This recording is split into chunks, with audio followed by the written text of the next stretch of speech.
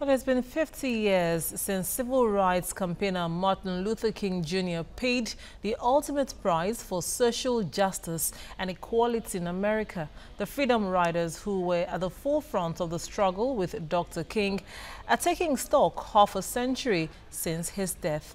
TV's News' Mofe Ashenku reports. They were known as the Freedom Riders, and among the group was Bob and Helen Singleton. They were both inspired by King's example. Bob Singleton only met civil rights leader Martin Luther King Jr. once, but that meeting changed his life. He was able to make you feel that whatever burden you might be carrying, carry it with dignity and hope, and then also take action. It was early 1961, and the 24-year-old college student was protesting Woolworth's racially segregated southern lunch counters at the picket line outside the company's Hollywood store when King was introduced to him by a mutual acquaintance. And so we went into the actual terminal, and I saw the whites only sign up above a door, and I knew that's where I'm going.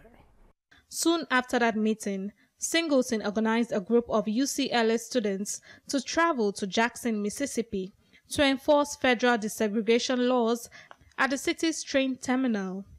The Singletons and hundreds of other young Freedom Riders were arrested and jailed, but by November, the federal ruling prohibiting segregation on interstate transportation facilities was being enforced across the South. When we were asked to leave the dining area at the railroad station, we did it after we were arrested, and we went to jail. Our intent was to stay in because the mantra was, go to jail, stay in jail, no bail, and that was what it was about.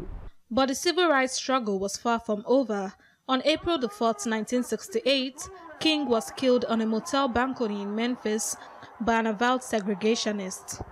Farrell traveled to Atlanta for his funeral. The Singletons and Farrell agree there has been significant progress in racial equality in the 5 decades since King's death, but all are dismayed at the current state of U.S. race relations. I and my colleagues have been involved in this for 50, 60 years.